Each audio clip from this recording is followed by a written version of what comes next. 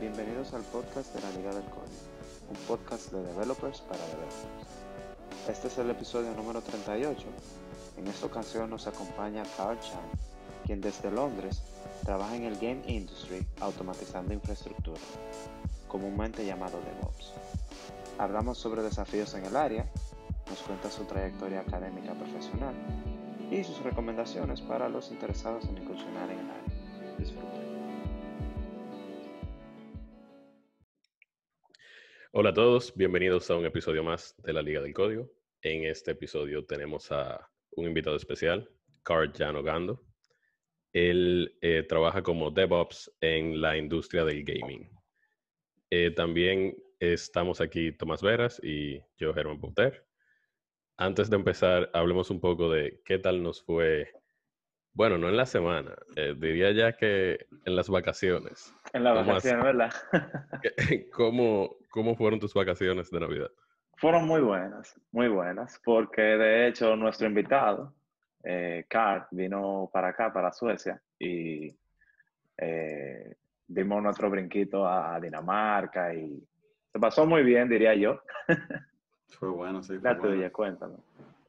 Bien, en general, yo fui a Santo Domingo, pasé un rato allá con la familia, luego mi familia vino aquí, nos pasamos año nuevo aquí. Fue bien chévere. Yo creo que el highlight de esas vacaciones fue que me tomé también vacaciones del trabajo y pasé de diciembre 20 a enero 5 sin abrir la laptop del trabajo.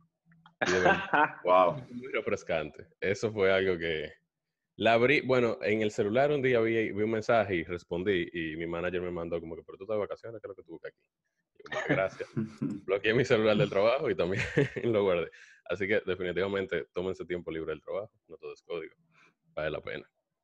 Entonces, fueron a diferentes, o sea, fueron a Dinamarca, pero ¿llegaron a Copenhague o qué fue lo que hicieron Sí, fue visitar Copenhague y visitar el Forest Tower también. Eso es una... Voy a dejar un link por ahí con un Google Search en la Dale, descripción. dale. Lo inauguraron Es en una el torre dentro 2019. de... Ajá. Ah, ya, Es ya, una ya. torre dentro de un bosque. Entonces tú tienes una caminata dentro de un bosque y después está la torre al final. Ya, ya, ya. Es muy bonito, ¿no? Suena chévere. Suena como montañoso y medio en el bosque, así. Está bien. Sí, Deje ese link ahí, al favor. sí, sí, sí, sí, sí. Vamos a entrar directamente en el tema. Conozcamos un poco más a nuestro invitado. Vamos, Eh, vamos. entonces, Carl, la primera pregunta que queremos saber es conocerte un poco más. ¿Qué tú haces ahora mismo? ¿A qué te dedicas y dónde estás trabajando? Sí, bueno, realmente gracias por tenerme aquí. Ustedes son unos hosts muy bacanos, la verdad. Y creo que este movimiento está muy interesante. ¿Qué yo hago en día a día? Bueno, mi título oficial en el trabajo es Tools and Infrastructure Automation Engineer. O sea, no tiene que ver nada con DevOps, lo cual realmente me gusta bastante, porque DevOps per se, ustedes saben, es un término como para hacer recruitment, no realmente algo con lo que tú vas a trabajar. Pero sí, en español eso sería como que ingeniero de automatización, de infraestructura y como desarrollo de herramientas. ¿Cómo tú, o sea, tú estás trabajando tengo entendido que en la industria del gaming, pero ¿cómo, o sea, fue por algo en específico que tú llegaste a esa industria o se presentó la oportunidad? Yo creo que es una muy buena oportunidad para hacer una distinción de dos términos que son muy importantes. Hay el término que es games y está el término que es gaming. Entonces, yo sí he trabajado en las dos industrias, pero vamos a hacer una clarificación. Gaming se refiere a lo que es, por ejemplo, apuestas y sports betting, que viene siendo todo lo que tiene que ver con casino, deporte, todo ese tipo de cosas. Yo sí trabajé ahí varios años. Entonces ya games es realmente lo que estoy haciendo más ahora. Y bueno, tiene que ver con videojuegos prácticamente. Entonces, volviendo a la pregunta original, ¿cómo yo acabé ahí? Ah, si tú supieras, esa compañía, yo estoy trabajando para un pequeño startup. Entonces, uno de los verticales en lo que ellos se enfocan es games ahora, pero yo realmente lo que creo es en lo que están haciendo, que es como un nuevo modelo de computación en el cual se trabaja como con computación distribuida. Entonces, para probar la tecnología, uno de los casos que sí estamos usando es que hay un partnership con Games Studios. Entonces, yo de verdad nunca sabía que íbamos a acabar ahí. Como ustedes a lo mejor sabrán o han escuchado, los startups son compañías muy dinámicas que cambian de objetivo con mucha frecuencia, así que no es posible como saber cuál va a ser la dirección de aquí a 6 meses, por ejemplo. Depende de muchas cosas.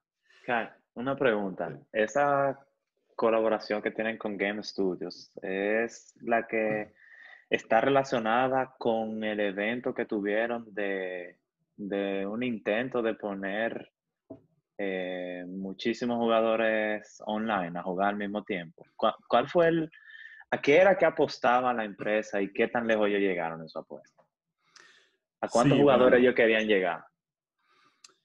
ah, hay un estudio. Bueno, vamos a comenzar con el juego. Hay un juego que se llama EVE Online, que a lo mejor ustedes lo han escuchado. Es como de naves espaciales, donde tú tienes una simulación interestelar y tú tienes batallas épicas. Tiene un contenido muy cinemático, ellos se enfocan mucho en lo que es el arte y esas cosas. Entonces, ah, la compañía que hace ese juego se llama CCP Games. Ese es el estudio. Entonces, nosotros tenemos un partnership con CCP Games. La historia corta fue que nosotros decidimos hacer un demo para ellos, diciéndole que íbamos a ayudar a que tuviéramos una batalla interestelar con al menos 10.000 naves.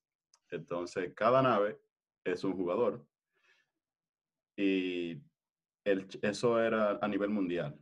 Entonces, sí, nosotros llegamos a romper eso. El récord mundial hoy en día lo tiene CCP Games, de la mayor cantidad de jugadores concurrentes en un mismo universo.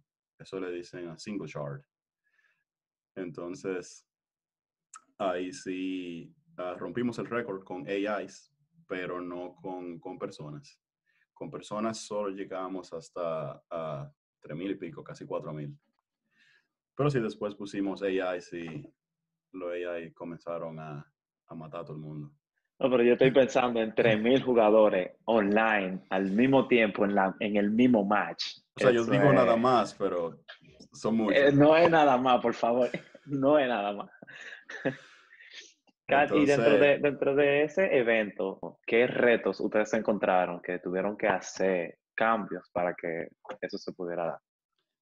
bueno, en primer lugar, uh, cuando yo digo infraestructura, realmente es solamente yo, nada más una persona en ese equipo. ahora somos dos, pero eso va a pasar mucho. Pero sí, el equipo de infraestructura lo que hizo fue que se encargó de uh, buscar una manera efectiva en la cual pudiéramos tener diferentes tipos de networks. Por ejemplo, hay una red principal que es donde la simulación del juego corre como tal. Entonces tenemos muchos edge routers. Eso pudiera ser como routers en Sí, los... en los puntos cercanos, cuando tú estás tratando de distribuir sí. la infraestructura. Tú como jugador te Ajá, conectarías a un edge, ¿verdad? sí. Ese es como un punto de entrada. Entonces, sí fue challenging descubrir a diario cosas que pasaban sin razón relacionadas con los cloud providers. En este caso fue con Azure. Todo fue corrido en Azure. Duro. Entonces, sí, ellos teníamos varios performance, varios problemas de rendimiento que no sabíamos cómo explicarlo, pero al trabajar con Azure buscamos una manera como que de hacer un apareamiento entre regiones y usar el backbone de ellos. Y al final se pudo llegar a un setup en el cual nosotros teníamos confianza que el software que se iba a desplegar iba a correr de manera eficiente con ese setup. Pero sí, obviamente automatizar eso es un poco difícil. Así que nosotros, bueno, ya ahí mejor utilizamos herramientas que nos ayuden. Es como, bueno, yo soy muy fan de software as a service y configuration as a code y infrastructure as a code. Así que básicamente yo creo que en resumen es hacer la menor cantidad de trabajo manual posible. Mientras más trabajo manual, más posibilidad hay de que algo salga mal. Sí, definitivamente. Kai, Sí. eso es súper galáctico lo que tú estás haciendo. Literal, en el espacio. Eso son grandes ligas. Yo te quería preguntar, para que hablemos un poquito de tu background. ¿Cómo tú iniciaste en el mundo de la informática? Vamos a decir, ¿en qué momento la conociste? ¿Cuándo dijiste, esto es lo que yo quiero hacer? Si tú tuviste alguna educación formal, ¿cuál fue? Habla un poquito de tu background. ¿Cómo tú llegaste a tal? Bueno, sí, yo tuve, bueno, vamos mejor como a limitarlo a la universidad, desde la universidad. Nosotros estudiamos juntos, realmente. Sí. Hicimos ingeniería telemática en la Universidad Madre Maestra. Allí, la verdad, yo creo que allá yo me uní más me incliné un poco más al área de electrónica, porque realmente sentía más pasión viendo cómo las cosas trabajaban, viendo cómo las cosas se quemaban cuando no trabajaban. Pero yo creo que un pivote muy importante en esa trayectoria fue cuando se formó un club de programación allá. Que yo recuerdo que nosotros tuvimos una materia y uno de los profesores mencionó que íbamos a tener una especie de remuneración a nivel académico si atendíamos ese club. No iban a dar, no me acuerdo la cantidad, pero el punto es que no iban a dar unos puntos extra. Entonces yo, bueno, nada, vamos a dar, eso es gratis. Son puntos. Entonces, sí, ahí me uní y fue muy interesante ver cómo los problemas se resolvían desde el punto de vista de programadores experimentados y también no experimentados. O sea, yo creo que yo aprendí mucho de mis compañeros, también como de los instructores. Pero sí, yo lamentablemente no he tenido la oportunidad como de ser programador full time.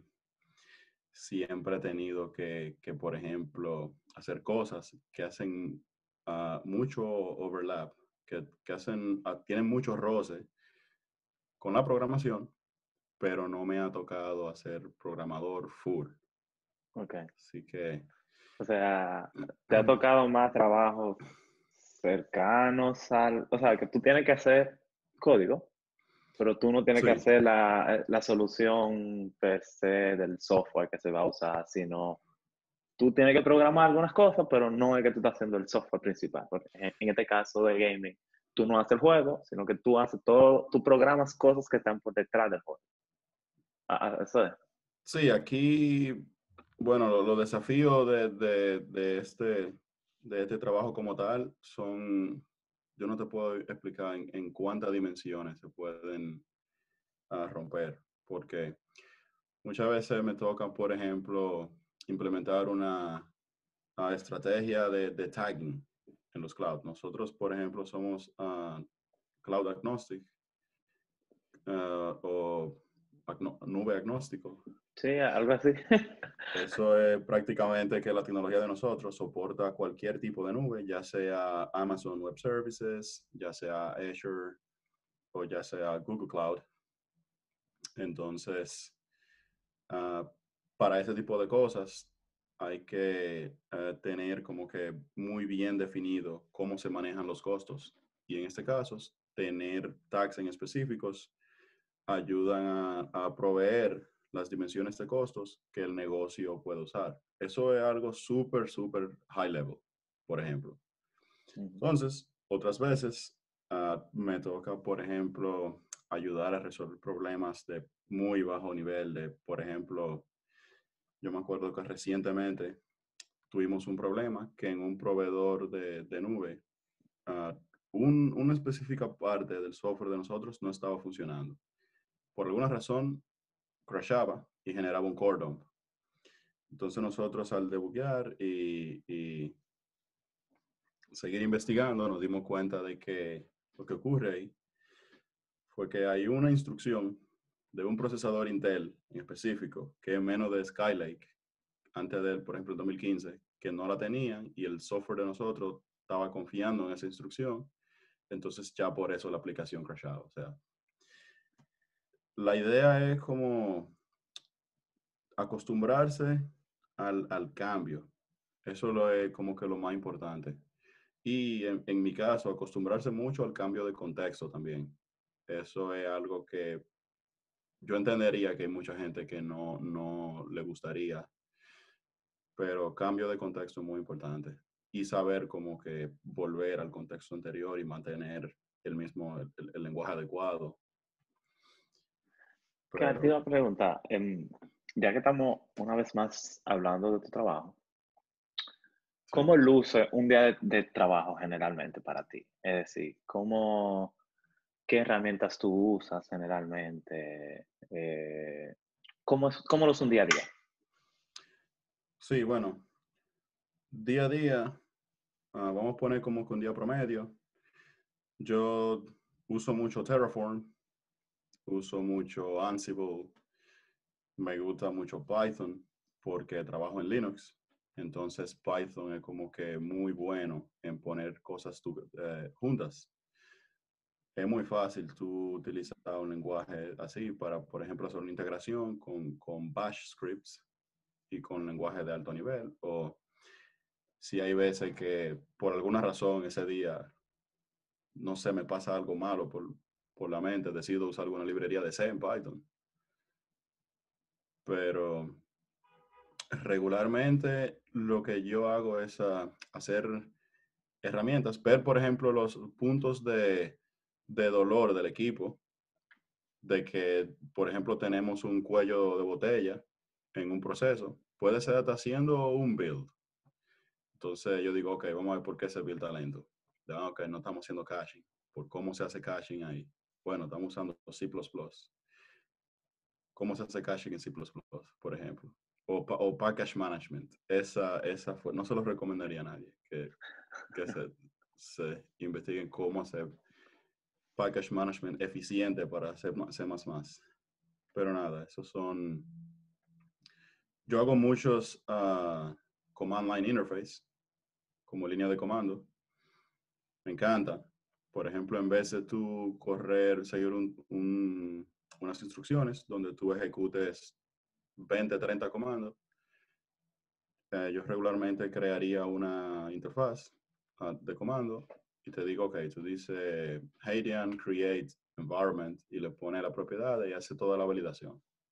Carl, tú mencionaste que tú no has trabajado en el área de programación. O sea, sí es programación lo que tú haces. No se le puede decir que no, porque tú igual estás automatizando muchas cosas, que Sí, lo sí. que significa programar al final del día. Ya tú lo hagas como en web o en móvil o desarrollo un juego, lo que sea, tú estás programando. Pero yo te quería preguntar, ¿tú tienes interés de en algún momento hacer un cambio de más de la parte de automatización a la parte de desarrollo de software como tal, de productos de software? ¿O tú te gusta más esa área? O sea, te lo pregunto porque yo personalmente, yo me considero que soy un poco como de generalista. A mí me gusta la parte de crear productos, pero también disfruto mucho la parte de automatización y de poder ver un script que cuando lo ejecuto creo, no sé, 30, o sea, como que esa parte me da mucha satisfacción, saber que no tuve que hacer eso de forma manual, sino que puedo ejecutar un Sí. script que lo haga por mí.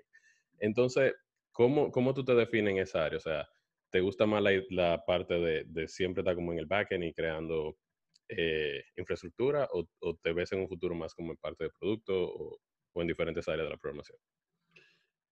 Son muy buen punto, de hecho. Yo, yo me veo como a mí me gusta mucho la automatización por el hecho de que procesos que son ineficientes, al tú saber que tú tuviste un impacto directo en un proceso, eso es algo increíble si funciona. Y eso es a lo que al final del día tú vas a el impacto tú lo vas a ver a nivel de la compañía completa, no importa si es pequeña, si es grande. Entonces, es como tú eres como si fuera un ninja detrás de la cortina, pero si las cosas no funcionan, la gente va a saber quién eres tú. Eso lamentablemente en la infraestructura es así. Mientras la gente no sepa que tú existes, eso es algo bueno. Pero si tú supieras, yo he hecho cosas como side projects de programación, pero sencillamente no se me ha dado la oportunidad. Y en verdad, si tiene que darse la oportunidad de que yo programe full time, bueno, yo lo hago con todo el amor. A mí realmente también me encanta crear cosas. Y lo más importante que me gusta es como que ver cómo funcionan las soluciones end to end. Por ejemplo, tú me dices, tú tienes un producto y ese es parte de este engranaje, cómo funciona una compañía grande. Entonces, algo que yo disfruto es saber, ok, vamos a comenzar de cero. Así es que está formado el proyecto, eso va a ir a tal servicio, de aquí va a ir a otro servicio, entonces de aquí tenemos un servicio que va a ser autoscaling, después vamos a tener el monitoring, después vamos a tener el logging, reporting, todo eso, vamos a hacer la migración. Eso, esa visión general como holística, uh, me encanta. No, y eso que tú dices, no es menos de ahí. O sea, ahorrarle 30 a 40% de resources, de recursos de infraestructura a cualquier empresa, se nota. O sea, eso es algo que siempre va a estar ahí. Y muchas veces se logra de esa forma. Se logra buscando dónde puedo optimizar, dónde puedo automatizar. Eh, yo sí tengo el recuerdo de un compañero que una vez, él tiene su propio startup y él me comentaba que todo cambió en su empresa cuando contrataron un COO, en el sentido de que esa persona pudo como visualizar qué cosas estaban haciendo manual que se podían automatizar, qué operaciones podían hacerlo y luego delegarlo mayormente a la persona de infraestructura y eso ahorró mucho, tanto tiempo o sea, de personas como de recursos de la empresa, que eso siempre un palo. Nunca había escuchado esa frase de que si la cosa va mal, tú sabes quién es el de infraestructura, pero mientras tú no sepas que todo está funcionando, no lo había escuchado, pero hace sentido, sí. Tú sabes que hay dos cosas que me gustan mucho de cómo tú abordas tu trabajo, que me hizo pensar en un libro que leí no hace mucho, hace como un año y medio, que se llama Effective DevOps, que Mm, decía que el buen DevOps realmente es el que cambia la cultura de trabajo, que no es que se enfoca en tener un buen CI, sino en que el proceso de deployment sea fluido. Y de ahí es que quiero decir que no es solamente el CI, que hay cosas que van por detrás. Por ejemplo, el package management, que tú dices que es uno de los pain points de tu equipo, eh, influye eh, y tú lo estás manejando. Entonces, esa es una de las cosas que me gusta, que tú te vas directo a los pain points. Y la otra cosa que me gusta es que cuando tú logras automatizar algo, son cosas que se mantienen más en la cultura de la empresa, mucho más de lo que tú te imaginas, porque te lo digo yo, que estoy muy en el área de desarrollo del producto per se. El código del producto cambia muchísimo, muchísimo, muchísimo, pero el de la infraestructura no cambia tanto, porque generalmente después de que una cosa funciona, en el área de infraestructura, claro está, se queda así. Y se queda así muchísimo tiempo. Es decir, yo que estoy trabajando en una empresa que ha invertido mucho en la automatización de sus servicios, sé que hay muchísimas cosas que tienen bastante tiempo y que todavía están funcionando nítido. Así que el impacto que tú tienes culturalmente en la empresa es mucho mayor cuando tú estás trabajando en el área de DevOps, diría yo, porque es algo que se queda por más tiempo. sí, bueno, ahí obviamente tú tienes muchas herramientas que son las que te van a ayudar a desempeñar las soluciones, pero al final del día como desafío más grandes son a nivel de comunicación, de barrera de comunicación. ¿Cómo tú rompes una barrera de que, por ejemplo, un equipo se sienta bien al pedirle cosas a otro equipo? Entonces, ah, yo tengo, bueno, yo creo que en general, una personalidad como con esa forma directa de comunicarse, te ayuda mucho, porque aquí se usa que, por ejemplo, los británicos son muy polite. Entonces, muchas veces para extraer la información toma tiempo. Entonces, tú tienes que ver cómo rompe esa barrera de comunicación.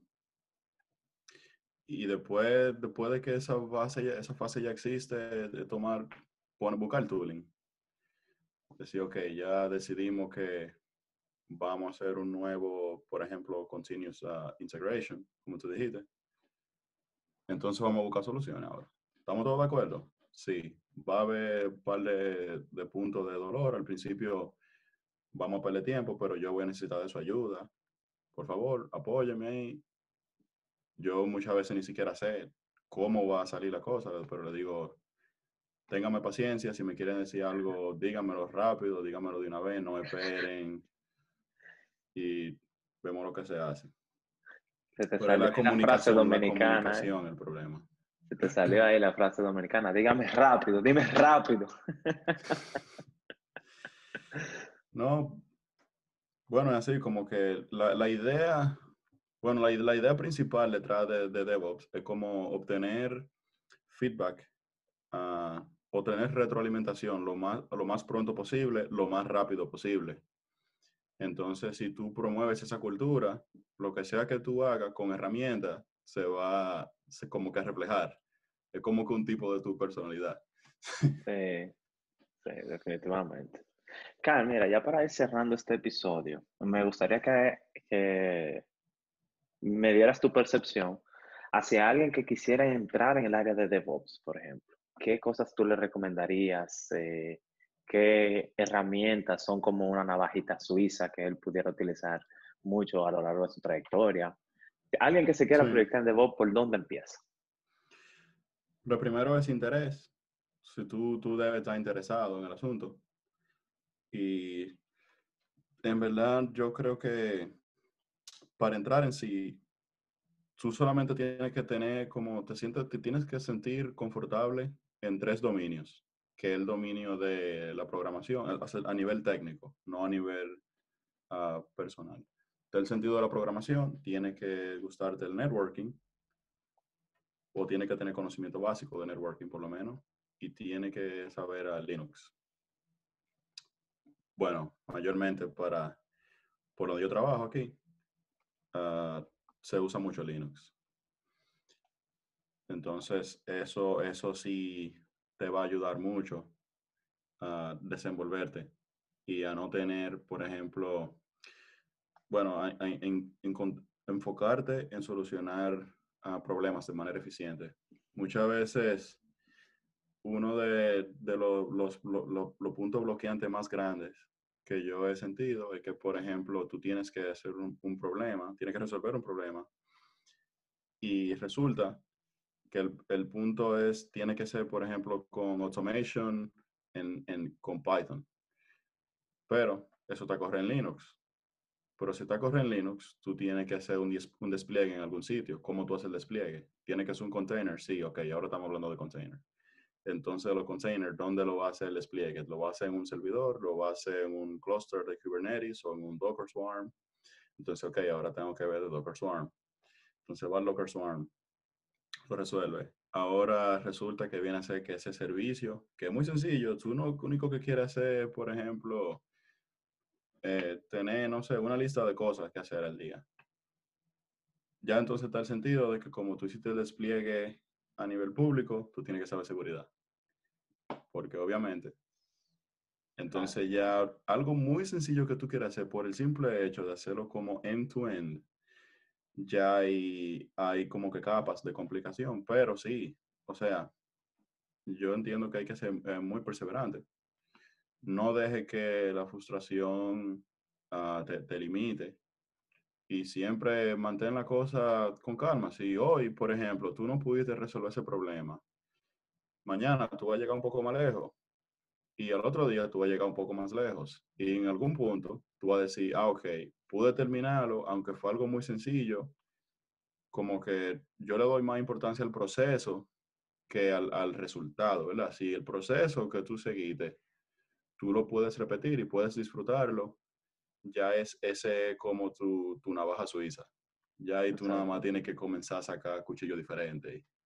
Exacto. O sea, aprender a hacer el paso a paso es la Pero estrategia. ya a nivel, bueno, yo creo que a nivel mucho más detallado, obviamente, tú tienes que, yo te recomendaría, pues recomendaría a alguien que se vaya a entrar al mundo de DevOps, que aprenda Python.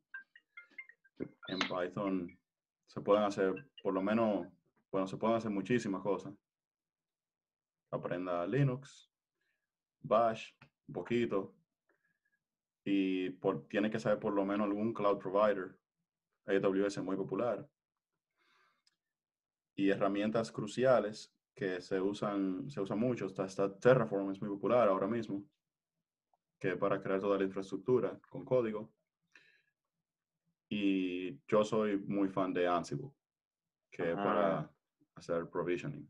Pero yo entiendo que eso lo pudiéramos cubrir más adelante. sí, sí. Eh, Te quería preguntar, Carl, también. Cuando nosotros hablábamos acerca de la preparación, eh, ya en algunos episodios hemos tenido una pequeña discusión respecto a qué tanta importancia tiene la educación formal en el área. ¿Qué tú Mm, consideras respecto a una educación como un título universitario? ¿Qué tan necesario es para tú poderte desarrollar en el área? ok, tú dices educación formal a formación académica. Ah, formación académica, sí, a eso me Sí, refería. bueno, obviamente la formación académica te va a ayudar a tener como conocimientos generales en ciencias que tú probablemente nunca o no le vas a poner la mano si comienzas a programar, por ejemplo, lo de física, ¿tú entiendes? Si tú ya tienes conocimiento básico de física y conoces algún tipo de movimiento, por ejemplo, qué sé yo, movimiento parabólico, ya a ti se te hace extremadamente fácil modelar eso a nivel informático, porque ya tú tienes ese dominio. Matemáticas también, puede usar muchos algoritmos, puede usar inmediatamente, puede tener conocimiento de, por ejemplo, teoría combinacional y esas cosas, que ayuda muchísimo. Y también otras áreas como biología, esas son formaciones que te van a ayudar mucho a tener como conocimiento íntegro. Y de la manera que yo lo veo, por ejemplo, en el caso de nuestro país, eso es como si fuera un seguro, ¿no? Tú tienes tu formación académica y obviamente si algo pasa en algún reto que tú quieres asumir en el futuro, tú tienes tu carrera. Pero yo no creo que eso te va a hacer o te va a dar una ventaja muy grande en comparación con, qué sé yo, otro tipo de formación. Por ejemplo, ahora mismo los bootcamp son muy populares.